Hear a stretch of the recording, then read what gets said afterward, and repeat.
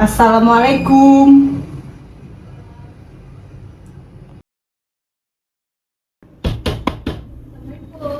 Waalaikumsalam.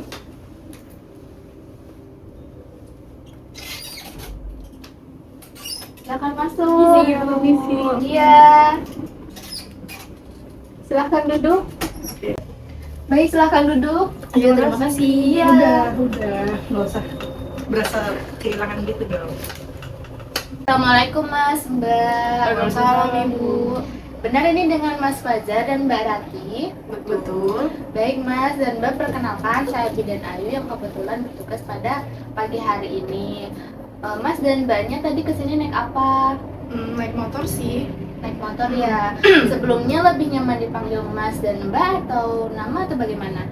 Mas Mbak aja sih. Mas Mbak aja. Duduknya sudah nyaman? Sudah. Sudah. Ruangannya terlalu dingin atau bagaimana? Oh, udah cukup sih. Cukup sekali. Mas dan Mbaknya rumahnya jauh tidak dari sini? Kalau saya sih lumayan sih, maksudnya nggak jauh dari sini. Tapi kalau dia ya cukup lah jauh. Cukup jauh ya dari rumah Mbaknya. Baik. Mas dan Mbak di sini ada minum ya. Kalau ada permen juga, ada tisu kalau memang diperlukan, dan Mas dan Mbaknya mau, boleh silahkan diambil saja ya. Baik, Mas dan Mbak, ada yang bisa saya bantu? Jadi gini Bu, saya kan rencana mau nikah ya 6 bulan ke depan.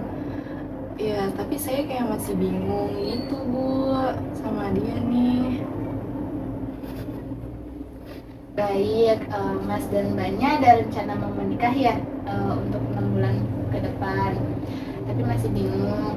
Baik, sebelumnya kalau boleh saya tahu nih, harapan Mas dan Mbak ini setelah mengikuti sesi konseling ini bagaimana? Kalau harapan dari kita sih kayak harap masalah dia sama masalah saya kan berbeda. Jadi semoga tuh masalahnya tuh punya solusi gitu loh, punya jalan kayak gimana gitu untuk kedepannya nanti. Baik, jadi harapan Mas dan Mbaknya itu menemukan solusi untuk setiap masalah ya. Baik, nanti kita akan cari tahu bersama-sama ya untuk solusinya. Baik, Mbak dan Mas, sebelum kita lanjut pada sesi konselingnya, di sini ada lembar persetujuan. Karena Mas dan Mbak ini mengikuti sesi konseling atas kemauan sendiri ya, bukan paksaan dari pihak lain. Lalu untuk sesi konseling ini akan berlangsung sekitar 15-30 menit. Apakah Mas dan Mbak bersedia untuk meluangkan waktu? Bersedia? Baik, nanti Mas dan Mbak boleh bercerita apa saja. Nanti tenang saja, semua data, semua yang Mas dan Mbak ceritakan akan kami rahasiakan. Lalu saya juga izin mencatat ya, atau mengambil beberapa gambar jika diperlukan untuk dokumentasi saya. Saya juga nanti izin mendekat, menyentuh pada Mbaknya pada situasi tertentu. Jika Mas dan Mbaknya setuju, boleh tanda tangan di sini.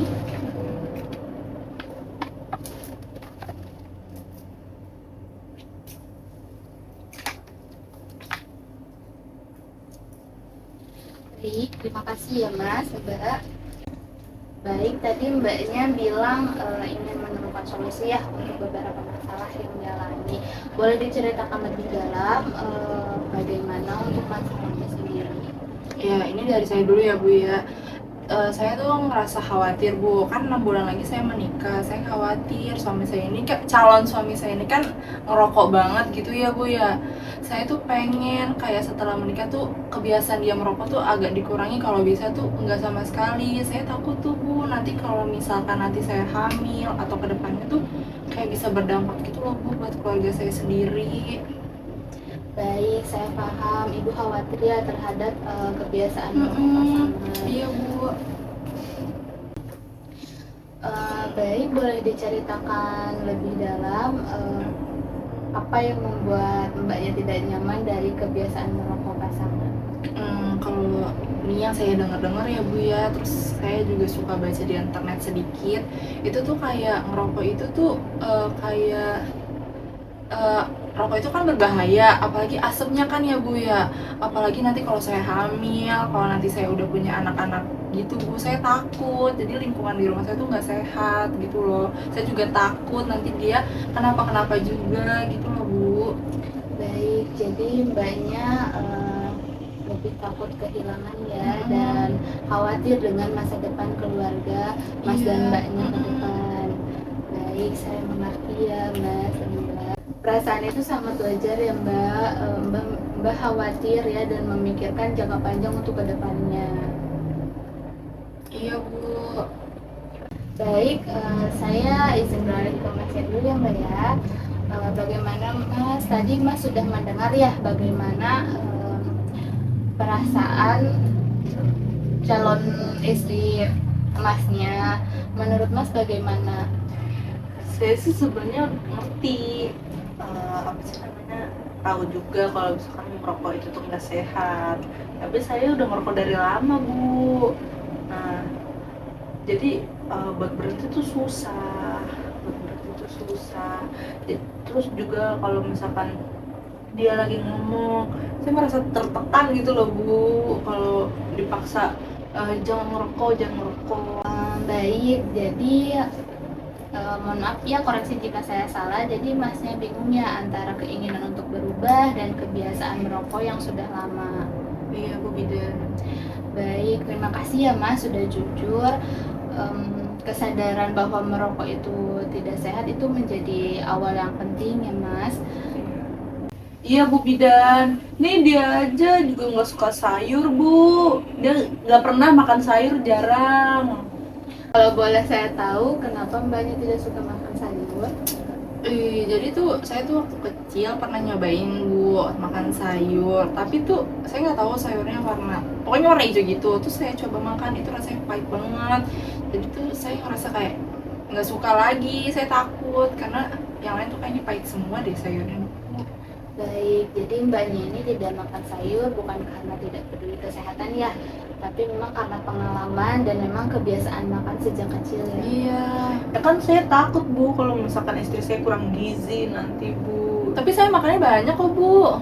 Jadi kalau boleh saya tahu, apakah Mbak akhir-akhir ini mencoba untuk makan sayur sedikit-sedikit atau bagaimana? Enggak sih Bu, cuma kayak paling enggak ada sih Bu. Tuh, makan sayur kamu tuh. Gimana nanti hamilnya? Iya gimana? Tapi kan aku udah makan yang lain. Kurang gizi. Udah minum kamu jus nih. aku. Lihat badan kurus kayak gini. Oh kamu shaming sih? Kamu juga ngatur aku? Ya bukan ngatur, kan itu demi kesehatan kamu juga Ya, sama aku juga keluarga demi kita. kesehatan kamu, demi anak kita Tuh, nanti. dia pokoknya Baik kayak Mas gitu. dan Mbak, nanti kita cari solusinya sama-sama ya untuk kedepannya bagaimana. Baik, menurut Mbaknya sendiri pola makan yang sehat itu seperti apa? Untuk porsinya, terus untuk isinya bagaimana? Menurut saya ini Bu, kayak 3 kali sehari nggak sih makan, terus lauknya yang menurut saya ya kayak ayam, nasi, roti gitu-gitu nggak sih Bu?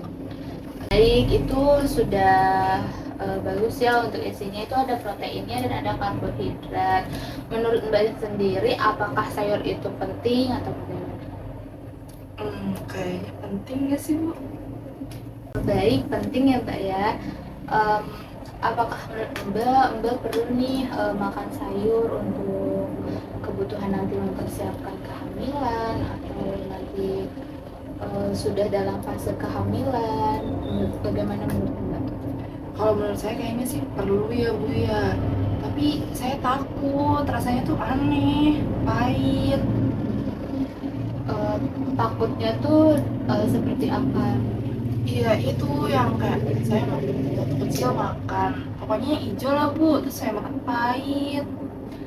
Apakah Mbak sudah mencoba untuk mengkreasikan olahan dari sayuran tersebut atau bagaimana? Belum sih Bu, belum dicoba. Menurut Mbak bagaimana jika mengkreasikan sayur agar Mbak lebih enjoy dalam mengkonsumsinya? Dikreasiin gitu maksudnya kayak bikin sop gitu kali ya Bu ya? Ya bisa di sop atau ada jus sayur juga. Menurut Mbak bagaimana? Apakah Mbak mau mencobanya untuk kedepannya atau Mungkin saya coba kali ya Bu ya, untuk sedikit-sedikit dulu. Iya gitu sih Bu. baik? Kalau boleh saya tahu kapan nih rencana Mbak mau mencoba untuk mengkreasikan mulai makan sayur? Minggu depan kali ya Bu, kayak saya ngumpulin niat dulu. Gitu aja pakai niat kamu mah.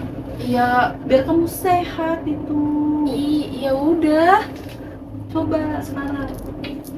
Baik, mbaknya sudah bagus ya, sudah ada niat ya, memang niat itu yang paling utama ya untuk memulai perubahan. Baik, tadi mbaknya sudah ada ya niat minggu depan untuk mulai makan sayur dan mengkreasikan olahan sayur itu sendiri. Baik, mbaknya tadi bagus ya, sudah ada niat untuk memulai mengkonsumsi sayur ya pada nanti minggu depan. Baik mas, bagaimana tadi mbaknya sudah ada nih niat untuk mulai makan sayur, untuk kebiasaan merokok, mas Tuh. sendiri bagaimana? Kamu gimana? Ngerokok mulu. Iya Bu Bidan, saya juga mau ngerubah apa sih kalau hidup saya juga, kan ngerokok nggak bagus juga ya.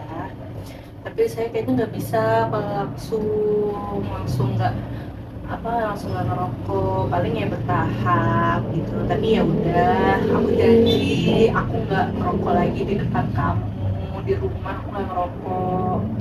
Aku udah janji, bener. Iya saya.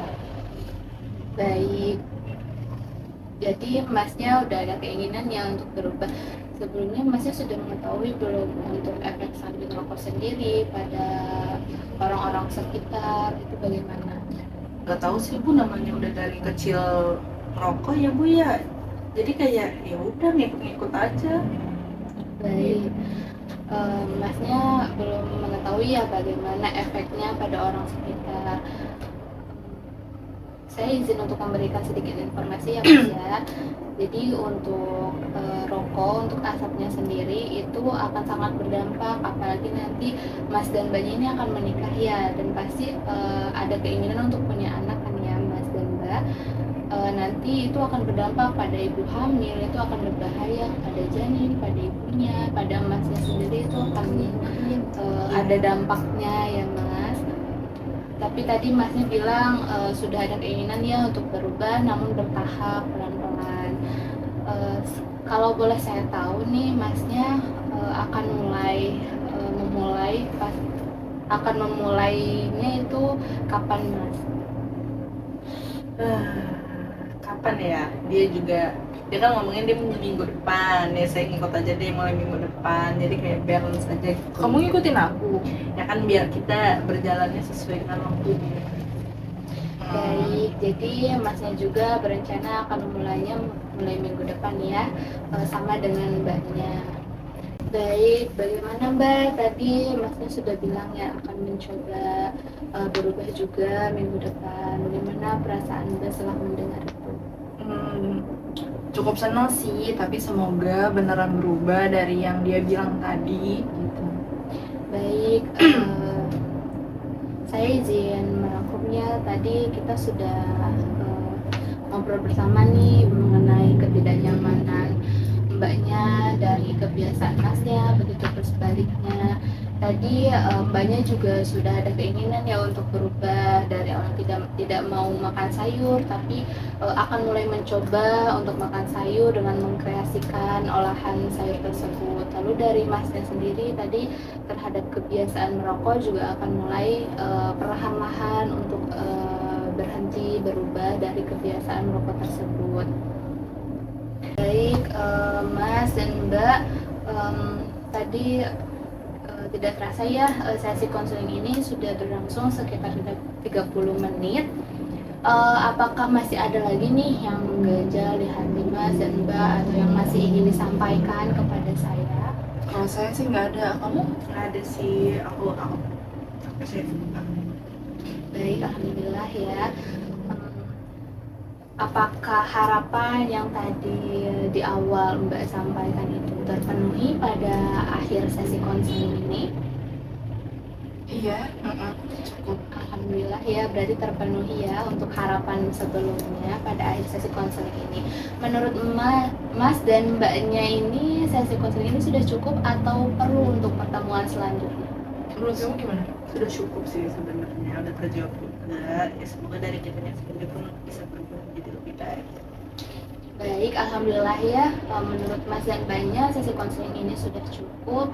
Terima kasih sudah mau meluangkan waktunya, sudah mau sharing, berbagi informasi dengan saya ya Mas dan Mbak.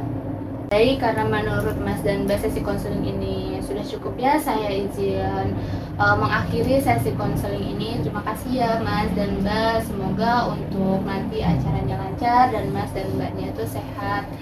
Terima kasih ya Mas dan Mbak. Iya, sama-sama Ibu. Terima kasih ya Bu ya. Sama-sama Mbak. Iya, Mas. Hati-hati ya di jalan. Iya, saya pamit ya Bu. Terima kasih banyak. Sama-sama. Assalamualaikum. Waalaikumsalam. One is the loneliest number that you'll ever do. Two can be as bad as one. It's the loneliest number since the number one. One is the loneliest number that you'll